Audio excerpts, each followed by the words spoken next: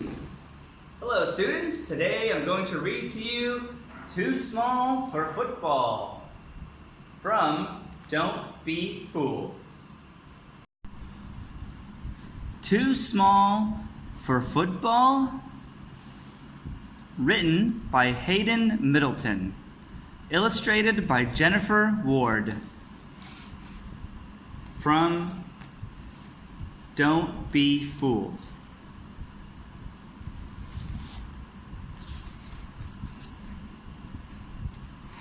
Too small for football? Rashid finds out the hard way.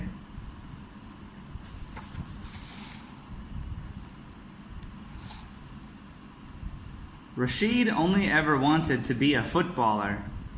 He was good enough to go all the way, but his teammates sneered at him for being small. They made his life such a misery. He wondered if he should quit the game. Am I really too small for football? He asked himself. Well, was he? Am I really too small for football?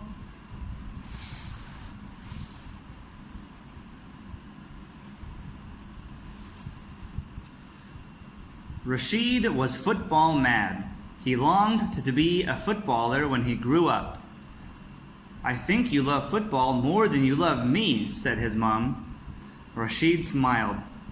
Only a bit more, he said. When the family moved from Pakistan to England, Rashid was thrilled. England was where his all-time hero, Michael Owen, played.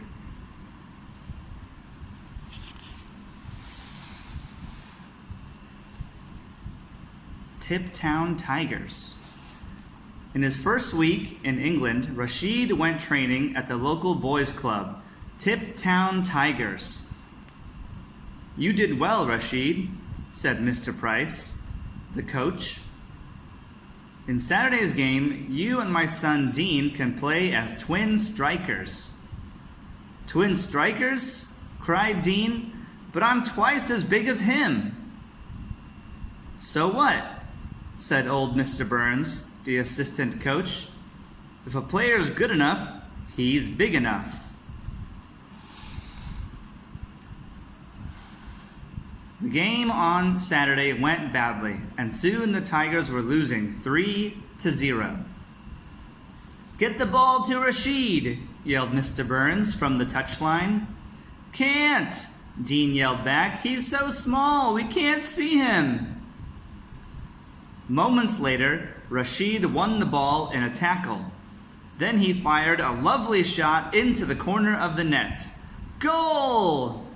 Yes, he cried, but Dean just turned away from him, and no one else in the team came up to say well done.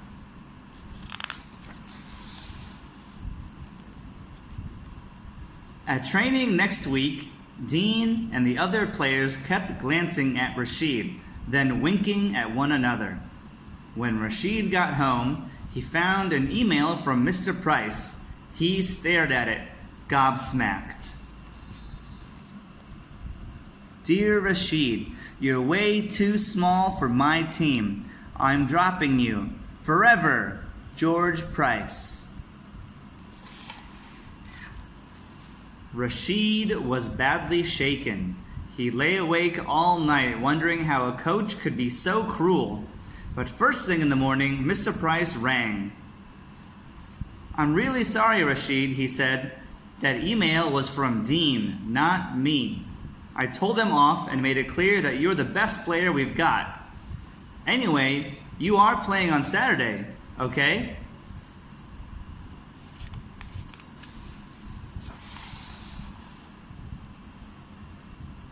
The Tigers lost their next 3 games. Dean and the rest of the team cared more about looking cool than playing well. None of them passed the ball to Rashid or spoke a word to him, and some of their mates stood watching behind the goal. Whenever Rashid won the ball, they chanted at him, He's small, he's thin, chuck him in the bin.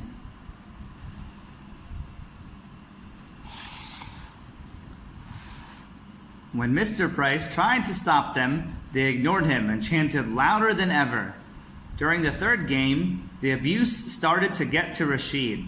He began to feel small and thin and useless. Right at the end, his older sister, Jamila, came along. "Hey, Rashid," she called. Her voice distracted him, and a big player barged him off the ball. Immediately, a very loud chant went up. "He's small, he's weak, he's nothing but a freak." All of Rashid's teammates sniggered.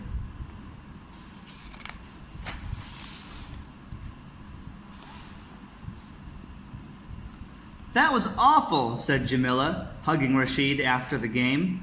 "They're all horrible. You must leave this club right now." Old Mr. Burns shook his head.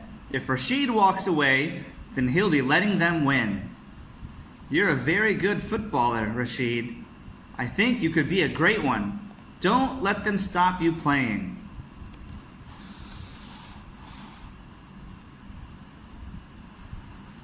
Rashid felt torn. He knew Mr. Burns was right. On the other hand, Jamila was right too.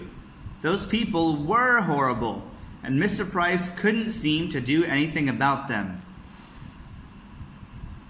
If you're good enough, you're big enough.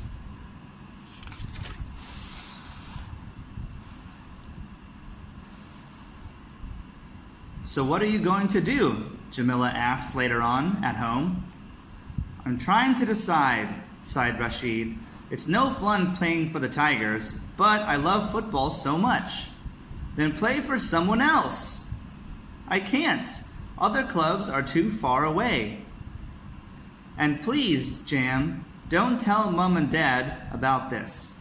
They'd make me stop." Rashid stayed away from training.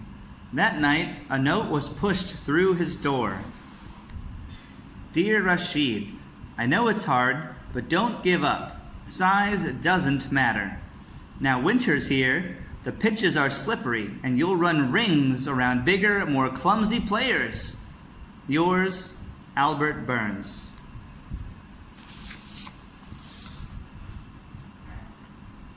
Without telling Jamila, Rashid played in the next match. Mr. Burns stood next to the boys and managed to stop them chanting. And he had been right.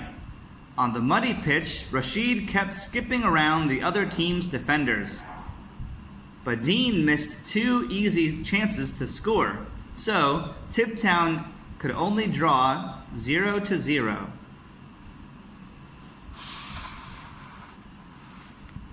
Yes. Yet, this was the Tigers' best result for months, and Dean led the team in a lap of honor. Or almost the whole team. "Get lost, maggot," he snarled at Rashid. "There's something in your kit bag you should look at." Back in the changing room, Rashid found a folded up note. "Go home. Leave football to the big boys."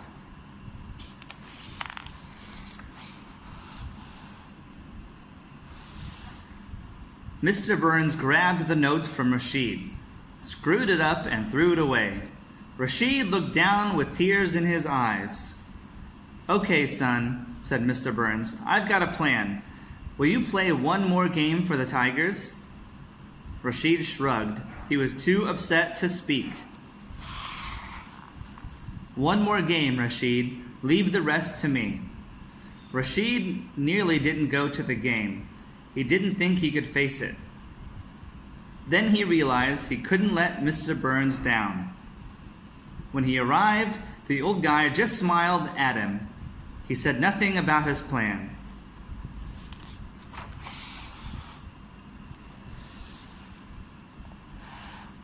It was raining so hard all the boys stayed away. Most of the Tigers wished they had stayed away too, because the other team was awesome. But Rashid only ever wanted to play. If no one would pass it to him, he would just have to win the ball for himself. So that's what he did, again and again and again. Rashid ran, dribbled, and shot like a demon. He even scored 2 goals, although the Tigers let in 6 at the other end.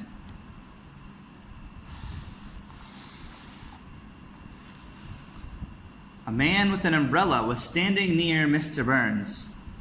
Rashid hardly noticed him. He was too busy putting every ounce of his energy and skill into the game. "You were fantastic," cried Mr. Burns as Rashid left the pitch. "Thanks," Rashid panted. "But what was your plan?"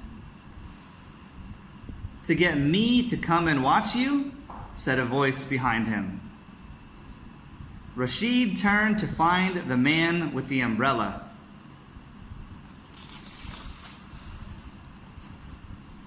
"This is Mr. Trevor Norton," Mr. Burns explained.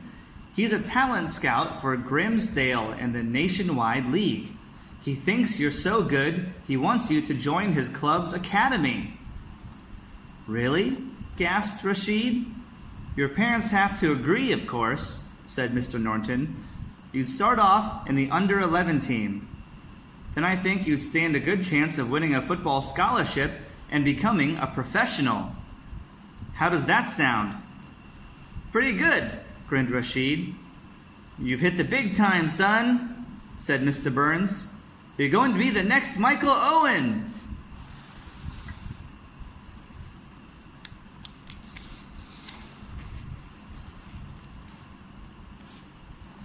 Five months later, Arsenal Academy 1, Grimsdale Academy 2.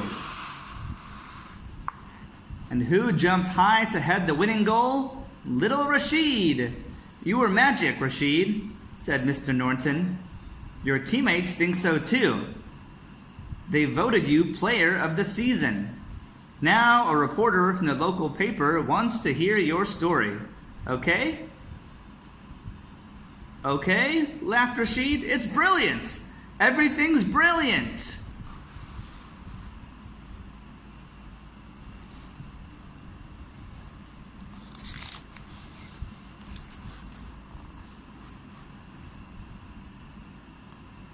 Too small for football? Rashid finds out the hard way. Young Star says no way! Rashid Abbas from Pakistan is the rising star of Grimsdale Academy. Yet 5 months ago, he nearly quit football. At his first club, they said he was too small to succeed. But one man disagreed, assistant coach Albert Burns. Rashid takes up the story. "Mr. Burns kept telling me, if you're good enough, you're big enough. Now I hope I've proved that's true." The end of Too Small for Football from Don't Be Fooled.